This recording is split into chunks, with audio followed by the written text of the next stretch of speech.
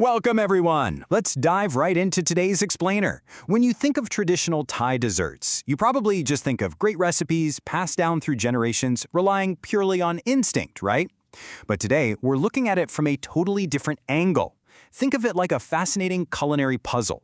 Because when it comes to these treats, texture is literally everything. It's the whole shebang. So let's decode this puzzle together. Have you ever wondered why, when we try to make Thai desserts at home, especially Khao Tom Mud, those amazing sweet sticky rice and banana parcels, the texture just, well, fails? Sometimes the sticky rice is way too hard with this weird crunchy core, or the black beans just turn into total mush. Well, today is all about the science behind that ancient wisdom. We are going to uncover the absolute best way to get that perfectly soft, flawless texture. Section 1. The ancient secrets to a perfect bite. Making this dessert isn't just about tossing a bunch of things into a pot and hoping for the best. It's all about precision. We're talking 4 absolute essentials here. Beautifully intact snake fang sticky rice, high-quality black beans, namwa bananas, and fresh, rich coconut milk. But here's the kicker. It's the specific state of these ingredients that matters most. Take the namwa bananas, for example. They have to be perfectly ripe. Too ripe, and they turn into mush. Too green, and they're hard and astringent. Hitting that exact right stage for your ingredients is the absolute foundation of success. Okay, let's really dive into this, because the true magic here happens long before the cooking even starts. The reality is, how you prep your ingredients before you even start wrapping is exactly what defines that final delicious bite. The secret to Khao Tom Mud isn't in the boiling or the steaming. It's all the prep work done way ahead of time. Moving on to Section 2, the black bean protocol for perfectly soft beans. So, step 1 for tackling these black beans is completely non-negotiable. You absolutely have to soak them overnight. Seriously, don't skip this.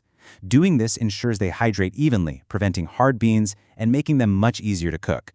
Then, step 2 is boiling them in hot water for roughly 20 minutes. And step 3? This is the most crucial part, the taste test. The ultimate goal here is beans that are cooked and soft but never mushy. That 20-minute boiling time we just mentioned, it's really just a rough guideline. You have to taste them to be sure. You're looking for beans that are perfectly comfortable to chew, but they absolutely must hold their shape and structure. You definitely don't want them dissolving into paste in your mouth. Now for Section 3, the incredibly delicate technique of stir-frying the snake fang sticky rice. All right, with the beans ready, we hit the climax of the whole process. Managing the moisture here is super delicate. We start at hour 0 by thoroughly washing the snake fang sticky rice. Then we soak it in water for about 2 to 3 hours. This lets the grains absorb a ton of water. After that, we drain it, getting it completely ready for the wok. Prepping the rice this way sets the perfect stage for the crucial cooking steps coming up. Next up, we stir-fry that soaked rice over medium heat with our fresh coconut milk and a bit of salt. And you've got to keep stirring continuously until all that rich liquid is completely absorbed.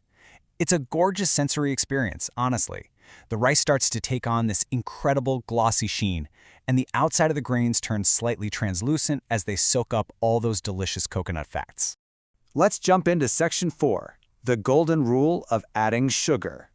Now, what's really interesting about this is that we're looking at the absolute most critical rule of the entire recipe, a scientific secret where so many people mess up.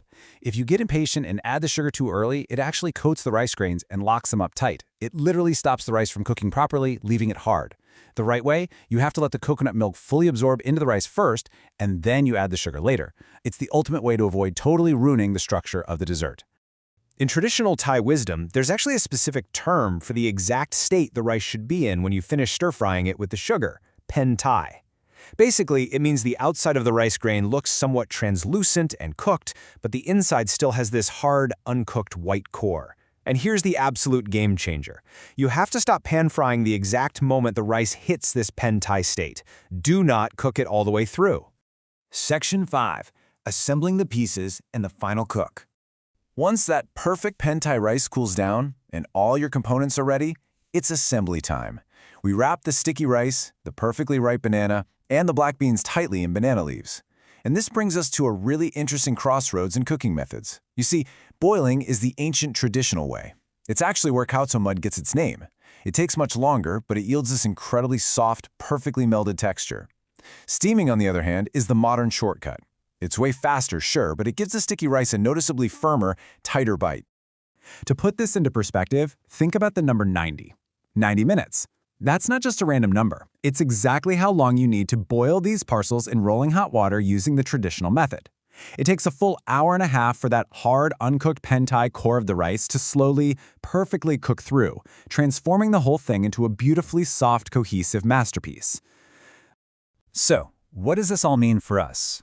Ultimately, what we've uncovered today isn't just a dessert recipe, it's the absolute science of ingredient sequencing. It's amazing, right? It makes you wonder, what other modern, everyday recipes could totally benefit from this ancient wisdom of moisture control and sugar timing? Think about it the next time you're in the kitchen. Understanding the why behind these traditional methods can literally change the way you cook. Thanks so much for joining me on this deep dive today, and I'll catch you in the next explainer.